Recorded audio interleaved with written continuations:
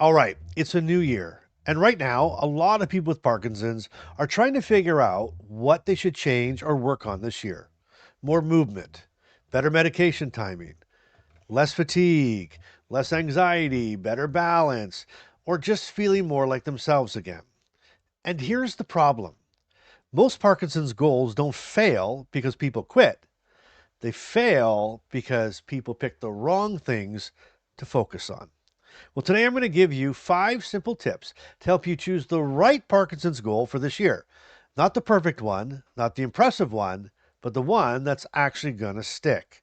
And stay with me because by the end of this episode, you'll know exactly where to put your energy and where you can finally stop wasting it. Well, welcome back to the podcast. And if you're watching this right now at the beginning of the year, I'm really glad you're here because this is the moment when a lot of people with Parkinson's feel pressure to suddenly have everything figured out, what they're going to change and what they're fixing and what we're supposed to be working on.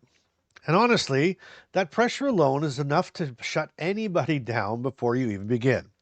If you're new here, I'm Bryce, and I was diagnosed with Parkinson's at the age of 40 about 15 years ago. And this channel is all about real life with Parkinson's, not the pamphlet version, not the highlight reel, okay? The real life reel. And a quick pause here before we go any further. If this is the kind of honest, practical Parkinson content that you're looking for that might help you, hit like and subscribe so you don't miss future episodes. We're building on this all month, and I'd hate for you to miss what's coming up next. Okay, we're not fixing anything today. Uh, we're choosing what actually deserves your energy this year. And let's get into this because it's so exciting. Okay, so here's what happens every January: we sit down with good intentions and we make a list. And with Parkinson's, that list gets long fast. Move more, exercise better, take meds on time, have more energy, fall less, freeze less, stress less, sleep better, advocate for yourself more, stop pulling back socially. And none of those are bad goals. In fact, they're all great goals. But here's the trap: we try to fix everything at once. And with Parkinson's, it does not reward scatter. Not because you're lazy, not because you don't care, but because Parkinson runs on limited energy. And when you spread limited energy across 10 different goals, none of them get enough fuel to survive. So it's like it's like trying to fix everything with Parkinson's doesn't make you ambitious. It makes you exhausted. And exhausted people don't stick to plans. They end up canceling them. Then they feel bad about it. And then they promise they'll do better next week. Ask me how I know that. And if that's you, how about a me too in the comments so I don't feel like I'm the only one here beating myself up. But no, regardless. So instead of asking yourself, though, what goals should I set this year?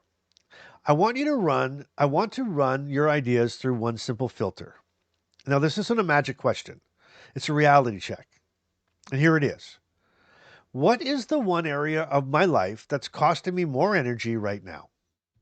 Not the thing you should work on, not the thing that sounds impressive or you read in a book, the thing that keeps tapping you on the shoulder, because that answer will already tell you where your energy is leaking.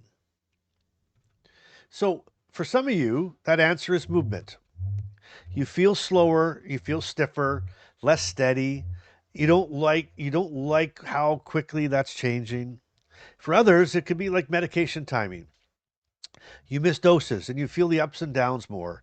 Your day runs you instead of the other way around. And for some, it's fatigue. You're tired of being tired, and even more tired of explaining why you're tired. For others, it could be anxiety, that constant low level hum about freezing, about falling, about going out, about what's coming next. Or maybe it's balance, maybe it's safety, and maybe it's advocating for yourself. Maybe it's pulling away socially and not liking who you are becoming. Here's the key: none of these are wrong answers. And if more than one of those hits home, that's completely normal. So if you're already thinking, oh, wow, that's me, drop a quick me too, hashtag me too in the comments, because sometimes it helps just to see that you're not the only one. Okay. But the problem is you don't work on all of them all at once. So this year isn't about doing more. It's about choosing better. Okay, one focus, one system, one place where you stop leaking energy. Because one supported change beats five hopeful intentions every time. And I want to be very clear here. This episode is about choosing your focus, not fixing it yet. We'll do the fixing together in the episodes that follow this one. So that's why, again, follow along because you don't want to miss what's coming up next. Here's the thing you don't choose, you don't, we'll do the fixing together in the next few episodes. You know, if you don't choose your focus, Parkinson's will choose it for you, and it usually picks the hardest option. So we choose on purpose. All right, so having said that, let's make this very practical. Here are five simple tips to help you choose the right Parkinson's goal and the right thing for you to work on this year. Again, like I said, not the perfect one and not the impressive one, but the right one. And here's tip number one: choose the thing that annoys you the most. If something keeps popping into your head uninvited, that's not random. That's your nervous system saying, hey, check this out. This matters. The right goal doesn't motivate you, it irritates you. And I want you to remember that, right? What's irritating you the most? And I know you could sit there and say, well, it's this, and this, and this. But again, we want to narrow that down to one. We got to start with one and make our way up the ladder. Okay? All right, tip number two: pick the goal that affects the most other areas of your life. Okay? For example, movement affects confidence. Medication timing affects mood and energy. Sleep affects everything.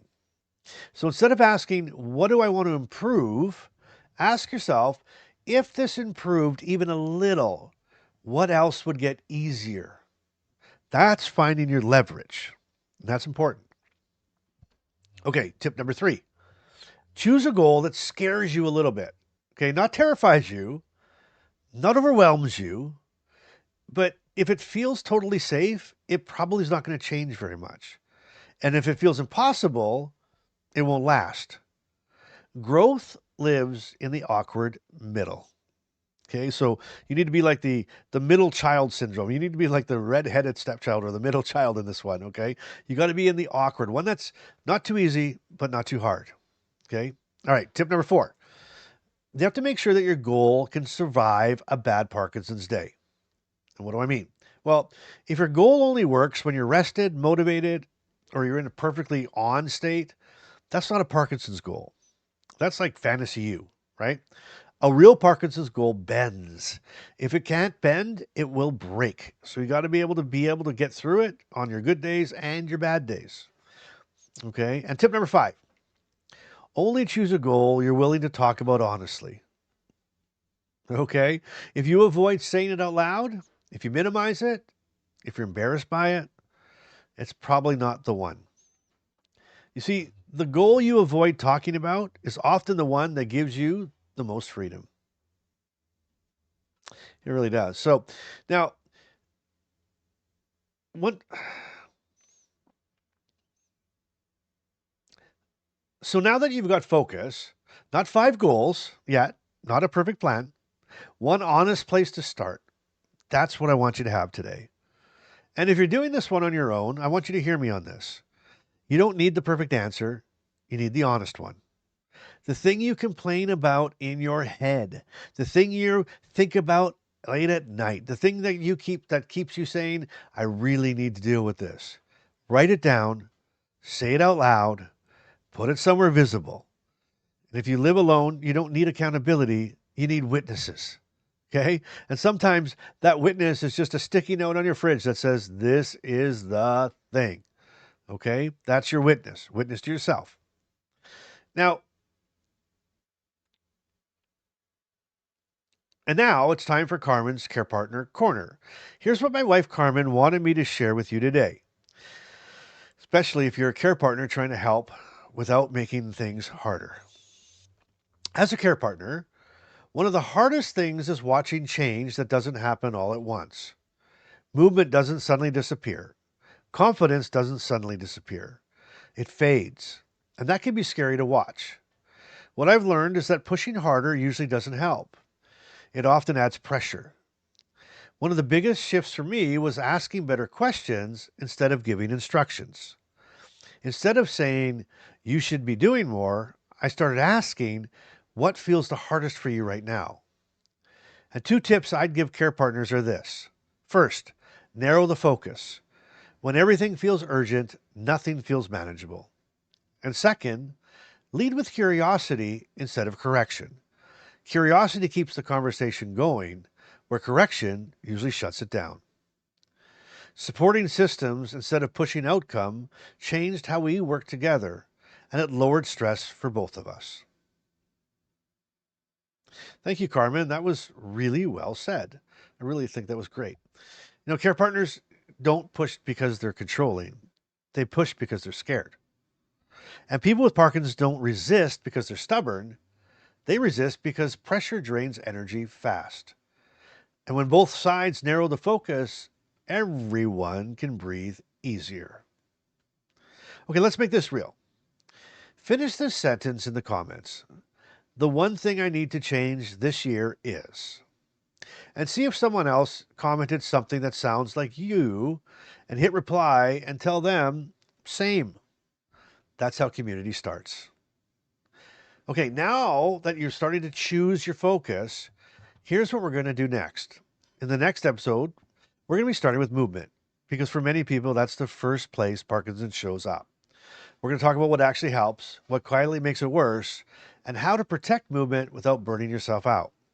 So if movement is something that you chose today, stick with me. We're going to get her done. And then like I said, we'll get into medication timing. We're going to get into every one of these goals, things that we need to look at, things how we focus on them, and things how we can actually get some results this year. And now I have your Bryce-ism for the episode. If you're ready, here it is. With Parkinson's, the goal isn't to reinvent your life this year. It's to stop fighting the part of your life that's already changed. And that is where real progress starts.